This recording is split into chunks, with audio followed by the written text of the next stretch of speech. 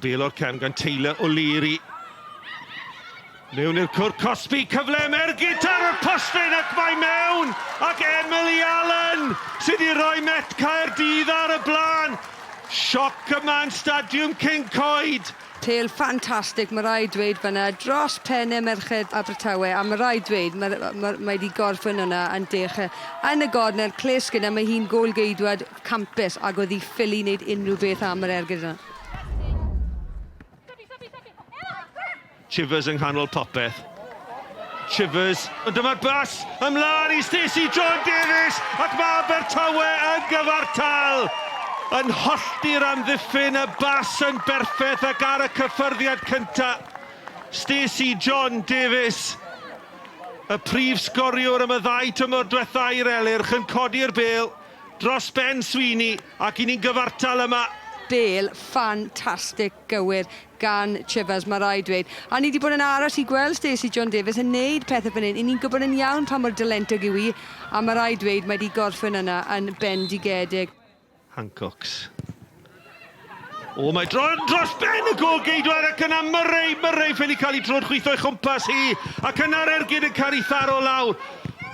Eto, wel, oedd hi fel gêm o pinball fyna yn y cwrt Cosby. Abertawe yn ffodus i ddianc. Ti'n meddwl be, fi'n credu nath Clare Skinner cael bisi hwn, do wir, fi'n credu, nath hi o bosib llwyddo i arbed hynny. Bêl hir nawr gan Siona Jenkins. Y cyffyrddiad lleia ymlaen gan Chivers. A dyma gyfle i Abertawe fynd ar y blaen. A mae Katie Hosford wedi ergydio heibio'r postyn. Dyna'r cyfle. Chivers yn creu unwaith eto, ond Hosford yn methu cymryd y cyfle. 2 munud yn weddill. Siona Jenkins chwilio am gyflymdra Oakley. Turner, penderfyniad i'w gwneud! Mae'r bêl yn mynd heibio'r postyn. Mae Rhian Oakley wedi syrthio. Mae'n gic o'r sfotin i Abertawe. Tor calon i Met Caerdydd. Bydd Steph Turner yn holi'r cwestiwn. Melyn i'r gôl geidwag Annabel Sweeney. Drama yma ar Stadiwm Campus King Coed. Jenkins yn erbyn Sweeney. Ac mae'n ei taro'r bar a wedi methu'r cyfle. A mae Sweeney, o na! Mae Jenkins wedi rhwydo. Y bêl yn dod ac yn syrthio'n garedig i Siona Jenkins a mae wedi sicrhau'r 3 phwynt agoriadol i Abertawe. Wel, Siona Jenkins just yn anffodus yn cymryd gic anffodus fyna yn taro'r trawst. Mae'r bêl yn dod nôl allan. A i fod yn deg, hi sy'n ymateb o bosib y gyntaf, a mae amddiffynwyr Met yn honni ei fod hi yn gamsefyll ar yr ail chwarae. Wel, mae wedi chaniatáu'r gôl, Cath, a does dim dyfarnwr gwell i gael o ran pêl-drod yng Nghymru ar hyn o bryd. Obviously, you know, to get the team back into the game is a great feeling to score, but collectively we're an 11. Well, we're a 16 because all the people off the bench as well. We're a team, and it means so much. But we got the job done in the end. Congratulations on winning the game, taking the 3 points. Of course, it's always a close, competitive game against Cardiff Met. Were you confident going into today? You've always got to be confident going into a game, I think. Otherwise, you're never going to fight. But we know it's a hard game when we come here. We know what Cardiff Met bring, and we know we were up for a challenge today. But coming off the back of Champions League as well, we knew what we had in the tank to give. So we just left everything out on the field today, what we had to do.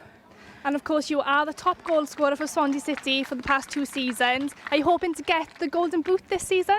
Obviously, personal accolades are brilliant, but collectively, as long as we achieve as a team, then that's the main aim for every single one of us involved within the squad. Personal achievements, yeah, they're great, but our main aim is to go and win that league again. Izzy, unfortunately you didn't take the win today, but you played so well. You must be so proud of your players going in, coming off of this game. Yeah, 100%. I think obviously being stood in this position is disappointing. However, reflecting back on the performance that my girls have just given then, I couldn't be prouder. But to lose the game in such fashion, obviously it is heartbreaking, but we've just spoken then, we've got something special this season, and I think that's really going to carry us through for the rest of the game. So, like I said, couldn't be prouder of the girls today. They put in the right shift, and yeah, I'm just totally disappointed. So Amy, congratulations, your star of the game today. Unfortunately, you didn't get the result you wanted, but you played so well. You must be so proud of your performance. Yeah, I think as a team we're proud of our performance, obviously, but to lose like that is gutting. But so we can only look forward now. You know, unfortunately we've lost it late on, but yeah, I think we can be really proud of our performance. Of course, this season is completely changed. You have a chance to play them 4 times. Yeah. Do you think that's going to make it more competitive and only you'll be eager to play even better next time? Yeah, I think, you know, it definitely makes it more competitive, and I think, you know, this result will spur us on for the next time we play them and hopefully get a different result. And of course, you've got Port Talbot next weekend.